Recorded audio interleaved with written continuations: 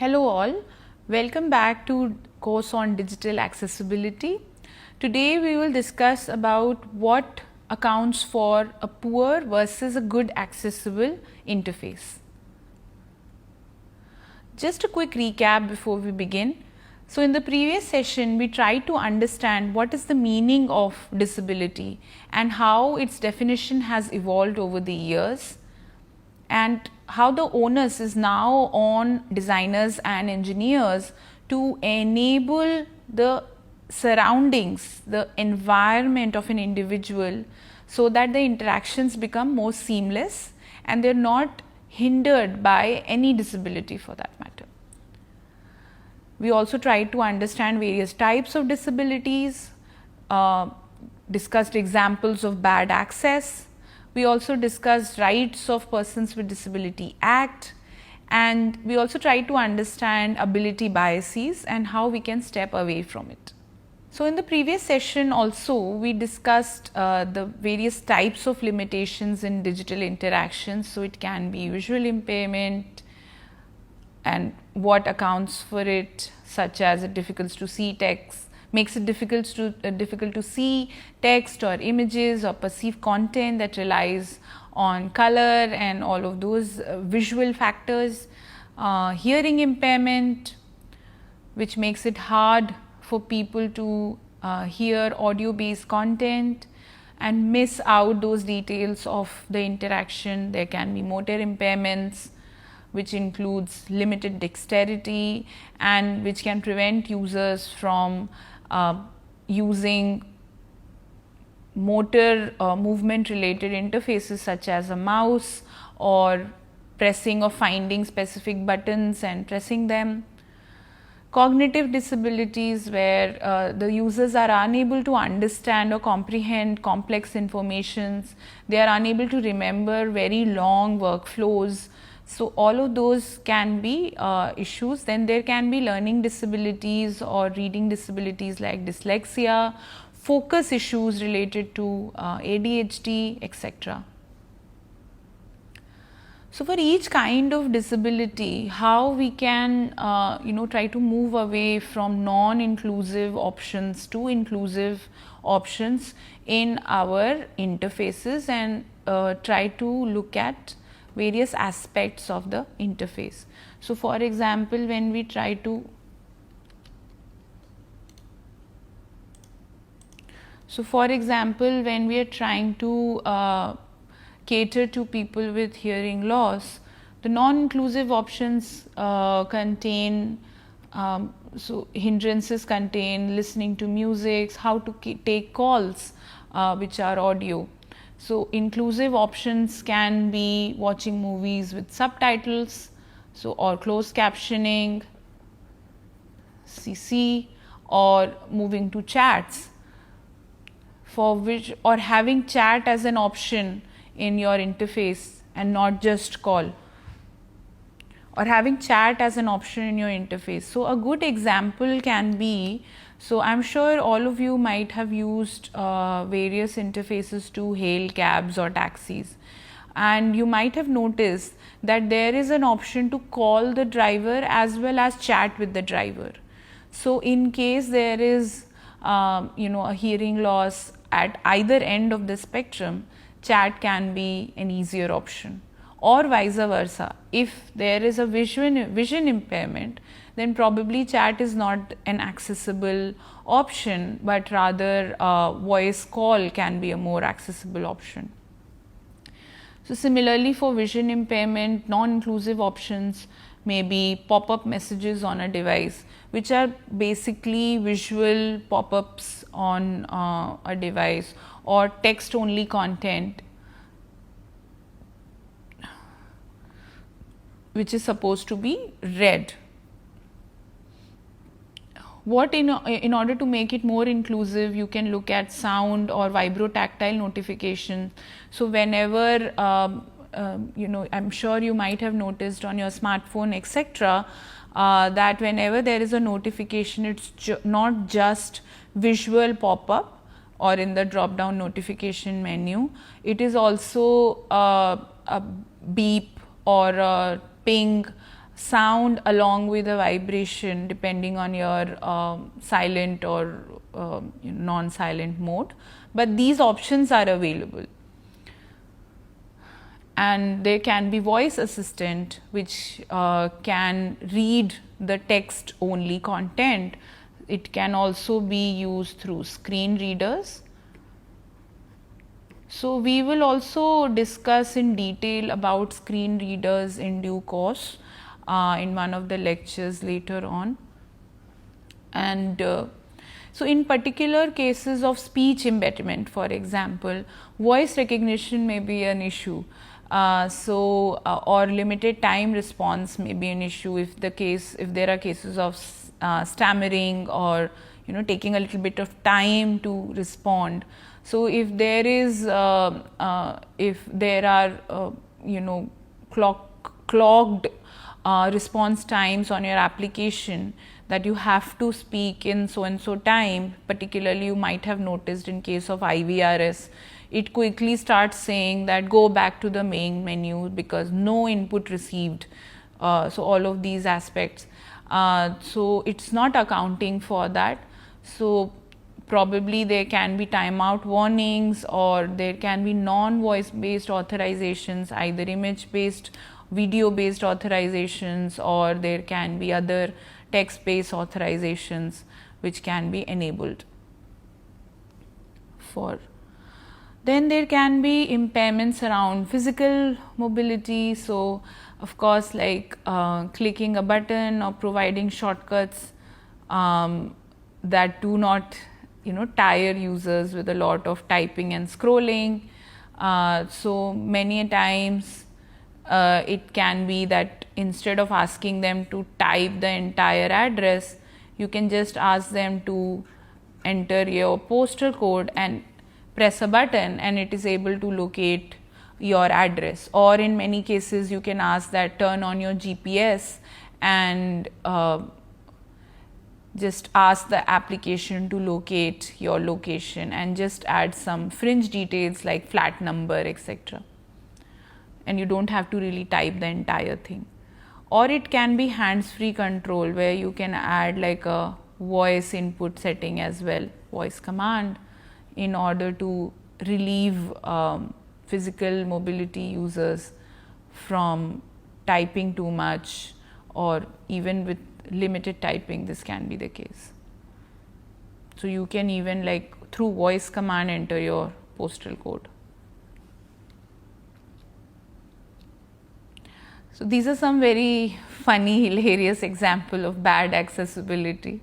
So I just wanted to start off with non-digital images, and they can be very interesting. So somebody has thought of building a ramp, but the gate opens in front of it, and there's hardly any space for a wheelchair to actually turn and go into the gate.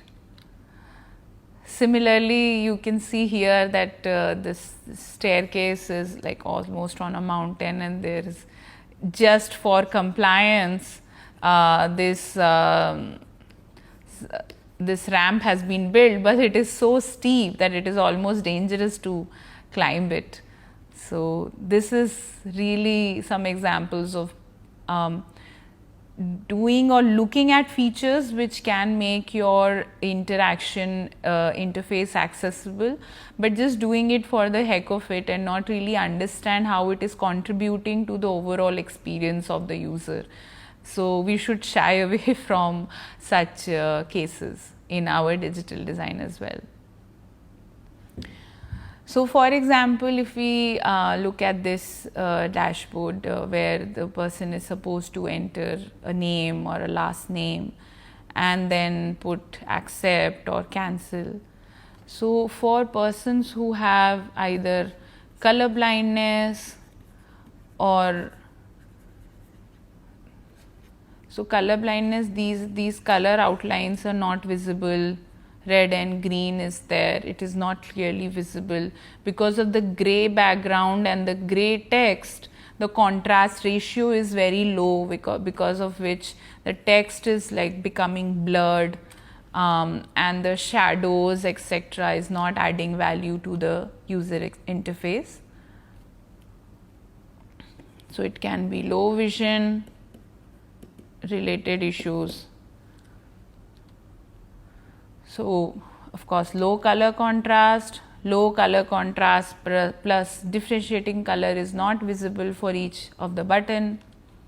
So you are not able to read text, but you are also not able to understand what is what just by color also. So people who are unable to read English, they can rely on color, but if it is not visible, they are not able to do it. So if we increase like color contrast for low vision users, right? So this is like a dark base with a bright color, same here. And then there is also these indications of green, which is universally accepted as a go.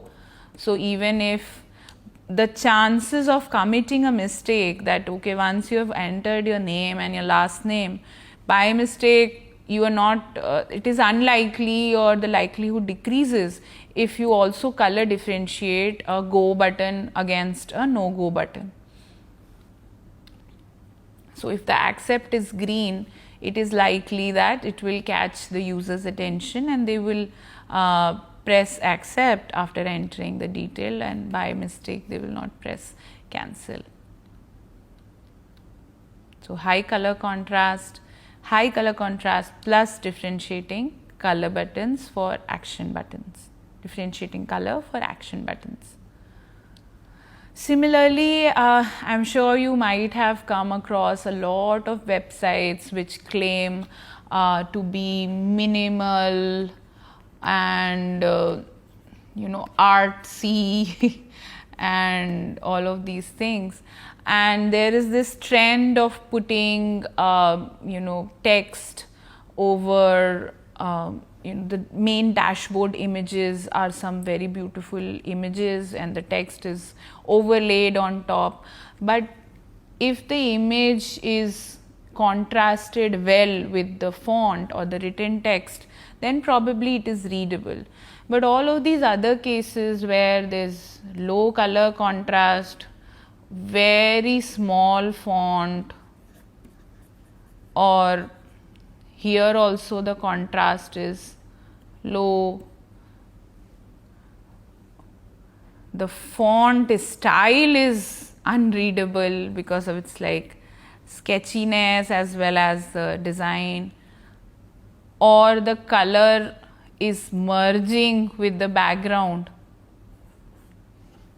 So all of these cases, which are very commonly seen in a lot of websites, don't account for a very accessible interface and can be very frustrating to people who are visiting your website. So just in order to cater to aesthetics, you cannot dismiss the usability as well as the accessibility of your product. So, but many times people say that but these are my brand colors. It's not visible here clearly, but these are my brand colors. But that is why I think it is important to understand that always work with a palette of dark to light colors in any web design or digital design. Then there are definitely cursive is not for digital access. This almost reads like an image and it is clearly not readable by a lot of people. Probably because of the running font, people with dyslexia can also not read it. Similarly with merging text over image is also, maybe it looks cool but it's not accessible. We'll look at some more examples. So color contrast between the foreground and the background is very important. So here in this case, although it looks almost nice, but the color of the background of the button and the text, the ratio is 3.47, which doesn't comply with your WCAG guidelines and thus is considered inaccessible. It will not pass any evaluation test. We will talk about these guidelines in detail in due course, and we will also talk about evaluation tools, but this is just to give you an idea about what things we most of the time don't understand or don't look at the nuanced aspects of it, or just let it be like that. So, but here with a slight change of color, aesthetically they look roughly the same, but with a slight change of color the contrast ratio is almost double, and now it is compliant with the guidelines, and thus legally passing your mandates and not getting fined for it. So, all of those aspects are important, but visually maybe it doesn't make a lot of difference. So, having this awareness, okay, what are the thresholds for color contrast, what are the various ways in which I can make my website or interface accessible without compromising on the aesthetic aspect of design of my interface. You should avoid relying solely on color to indicate anything. So, for example, here it's from like a chat tab, and you want to indicate that this person yellow vibes is active currently, or you want to indicate that they are inactive, but it is only this red versus green dot which is indicating. So, if somebody is colorblind, they may not be able to see it. So, you can add a small text as well saying active, or they are currently active, or they were last seen. Then recently I am sure you might have seen the vegetarian, non-vegetarian indicator logo. Earlier it was a circle, green circle and a red circle, but again this was realized that because of the same shape it is inaccessible to people who are red and green color blind. And as I had mentioned it before, this is a very common illness and very common disability, with a big number of people even in our country having this kind of disability. So then the government mandated that, okay, and they changed the shape. So now vegetarian is green dot and non-vegetarian is red triangle.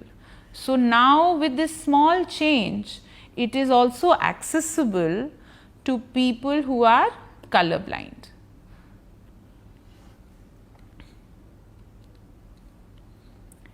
Then interactive elements are easy to identify. We have to make sure of that. So this can be an example of inaccessible. So for example, it is asking you to save changes after filling a form or something. There is yes or no, and then there is read more, click here. So the issue with this is that if this is a hyperlink, then it is not clearly understandable from this text that it is leading somewhere else, leading us to somewhere else.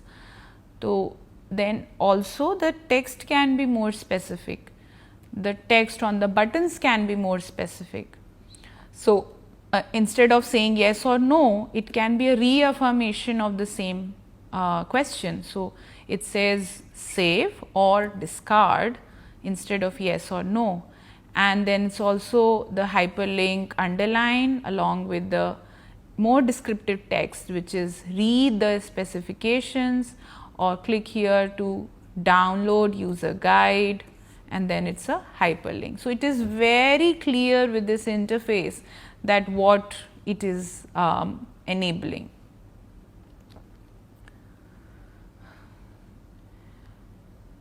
So in case of images, it is always very important to include alternative text, alternative descriptions. So for example, there is an image, there is an audio description, but it says image. So either so there is a big chunk of the industry now looking at auto generated alt text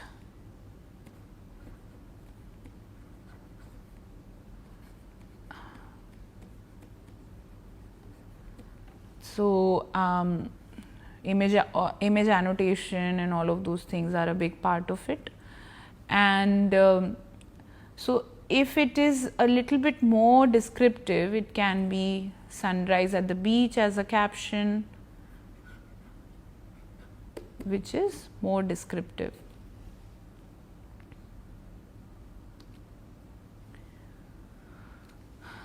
Then the navigation options need to be clear and consistent. So, for example, page 1 has item 1, 2, 3 and then search. The moment you open some other page, the taskbar design changes. So, here it starts showing a drop down, while the previous pages were not showing anything like that. So, the dashboard and some of the fixed items, the navigational tab which is there supposed to be on the top, should be consistent, most likely the same, in order to make sure that if there is any further bifurcation of information, you can have a separate tab underneath the main dashboard tab. Otherwise, it will become very difficult for people to keep tabs of where in the navigation they are currently at.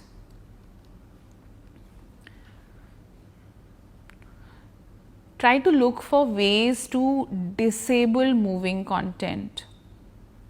So, for example, if like nowadays it is very common that the image, but the banner is a video, as soon as you land on an image, it starts playing. So, for example, I may be a person with blindness who is anyways not interested in seeing, or is if anyways I am unable to access the video footage I don't want to see, or I want to stop it in between because it is also interfering with my screen reader audio. So, there should be an option to turn it off as well, either the sound or just pause the video in order to. So, animation without control should not be there, animation with some control should be there. So, also people with ADHD may face issues in focusing on the important elements of your website, because they are getting kind of diverted to again and again to the moving animation.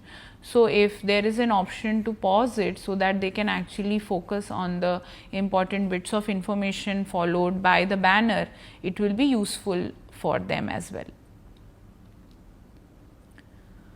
Use of labels and instructions for form fields.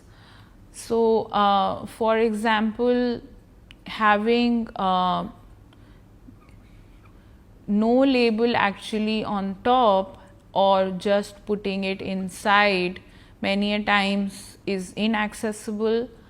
But if you also once you type it, the label disappears, but having it like this also is a feedback mechanism for you as well, that what have I filled in this.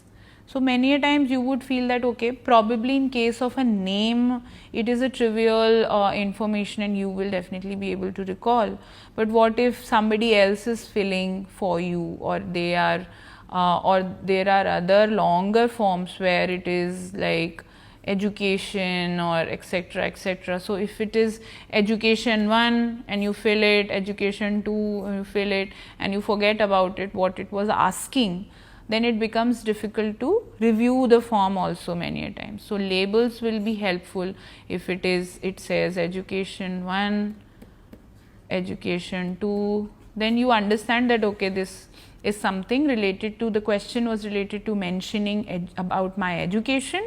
So, that is why I have filled my school detail or college detail or whatever. Indicate hierarchy. So, using different typefaces or font sizes. So, if your subheading and heading are of the same size, it is not clearly indicating the hierarchy. Always use probably a different font type or a different font size,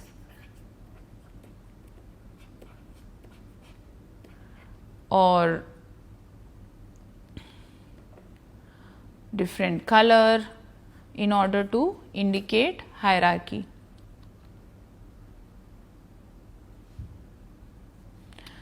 Then there can be more descriptive feedback systems. So, for example, if your password is incorrect and the system only says error, it is difficult to understand what kind of error is it talking about. So, if it is descriptive that okay, password is incorrect, and if you don't remember your password, reset it here with a hyperlink, then it is more accessible in its approach. And it is also highlighting the field which is incorrect. So, both the either of the fields can be incorrect, right? It can be sometimes a user ID that you have entered is incorrect. So, that part is able to get. Avoid using text that is too small or too close together.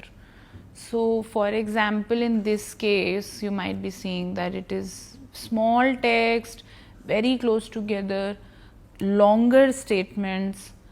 But rather if the kerning is wider, if it's like spaced out a little bit bigger text, then it is easily readable as well, and it is not jarring your cognitive senses, and it's not overloading your brain. So, avoiding elements with low color contrast, I think that we have already discussed. This is too low. Maybe bigger font it will pass, but otherwise no. So, this is too low. Again, bigger size may pass, contrast, otherwise it will not pass. It will feel it is vibrating. But if the contrast is high, you can keep smaller text as well and bigger text as well, and both will pass.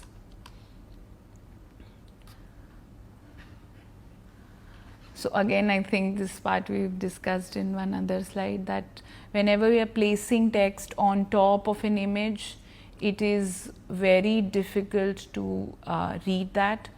So, many a times people also look at hovering enablement. So, once you hover, or there is a gray kind of sheet that comes in between the image, in front of the image, and then the text appears.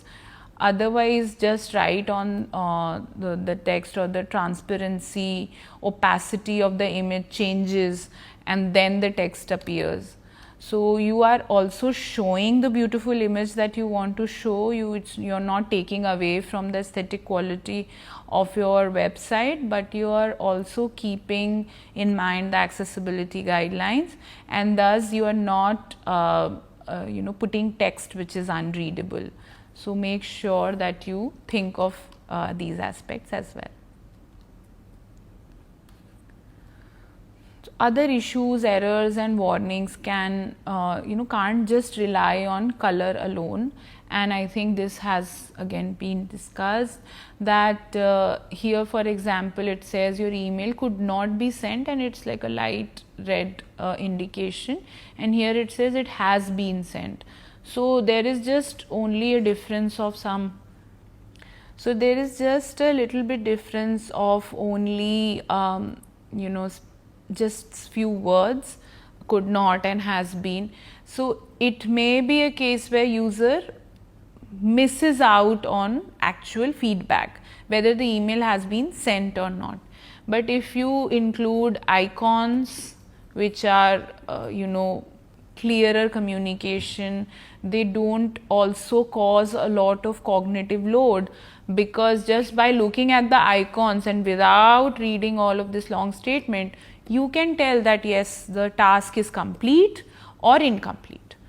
Right? So, it is lesser cognitive load as well. So, when we are designing for young adults or people with ADHD or older adults, all of these things can be really helpful.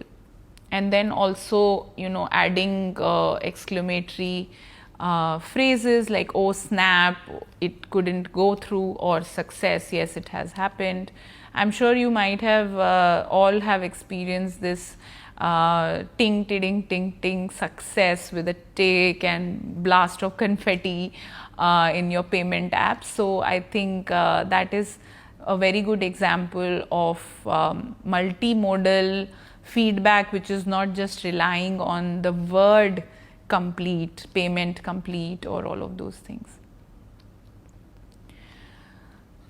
So now that we have some idea of what all entails bad accessibility, what all entails difficulty in accessing different parts of a website or different parts of a digital experience, we can now kind of categorize them also primarily into three categories. One is critical issues, the first. And these are the biggest barriers to those using assistive technologies to browse the internet. So essentially it means that if they had the desire to explore, even if they want to do it, they are unable to do it. So these should be fixed with utmost importance.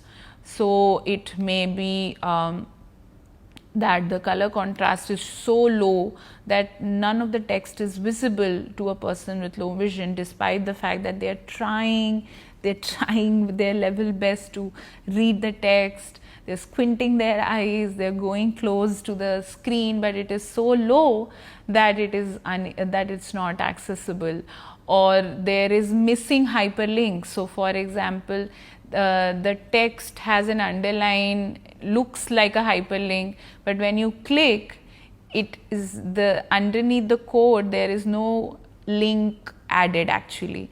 So it's not leading anywhere, it's not clicking, it's not taking you anywhere. So even if I want to go to that part of the website, I'm unable to because the link is missing. So these are some like critical issues and they need to be compulsorily taken care of. Then the second category can be some serious issues which make the user experience difficult or a frustrating one for users who are either using the assistive technology or they have a disability, impairment or limitation that affects the way they browse the internet. So all of these again, color contrast or font sizing, hierarchy, text which is overlaid on top of images, all of those aspects can be brought in under serious issues. There may be other issues like buttons are not clickable, the interface is just entirely relying on color and you are a colorblind person and hardly any text, so you are not able to make out the workflow, or the workflow is too long and becomes too confusing after a point, it's difficult to keep track. So many a times with interfaces which have very long workflows, they have a progress bar also on the top which is like a constant. So for example, income tax return website or a passport website, many college admission websites also, they have like enter your education, once you do it, it turns green, enter your address, enter your fee payment details, so one by one. So you also are aware where in the long workflow which step you are currently at, and the other ones have been completed and verified or whatever. So these can also be included in order to fix the serious issues. Then there can be minor issues which can cause frustration or poor user experience for a small portion of your viewership. So these aspects not only affect people who are disabled, so the critical and the serious aspects, they affect people who are disabled more strongly. Definitely that is the case, but they also critically affect the user experience of people who are not disabled and they are just relying on the ability of their potential users. So again, talking about the ability bias that we spoke about. Minor issues may cause poor user experience for a small portion of your viewership. So all of these, all of the other aesthetic reliance aspects which we talked about, that maybe minor color contrast differences, if it's just near the threshold, then it is not. But so it's also about one part is from the POV of users, the criticality, the seriousness or the minority of the issue. The other POV can be the compliance part. So as I had showed you one of the image from a user's perspective, that add to cart, so I can go back. So for example, this one, from a user's perspective, the color contrast might not be affecting that much, but for a low vision user it is impacting. So that means that for a smaller percentage it is impacting, but compliance wise this is non-compliant and this is compliant. So legal impact is higher in this case. So all of these aspects we can look at, and in order to make our interfaces more accessible. And as we'll progress in the course, we will dive into more details about how we can make various interfaces more accessible, what are the different kinds of assistive technologies which are emerging in the domain, what are the different kinds of guidelines, compliance guidelines, accessibility guidelines, what are the mandates around the world and in India.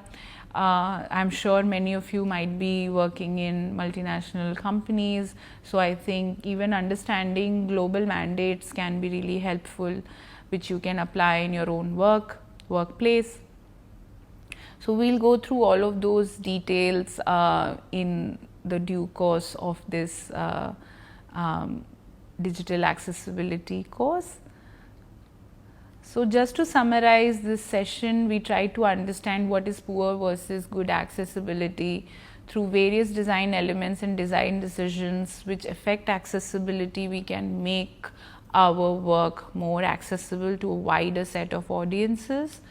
There is a very interesting book called Mobile Accessibility Rituals.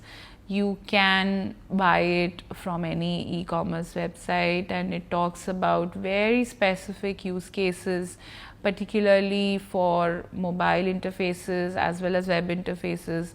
And this is a very nice, very readable book, tells you, helps you, gives you tools and tips about making your interfaces more accessible. Thank you for staying with the course so far. See you next week.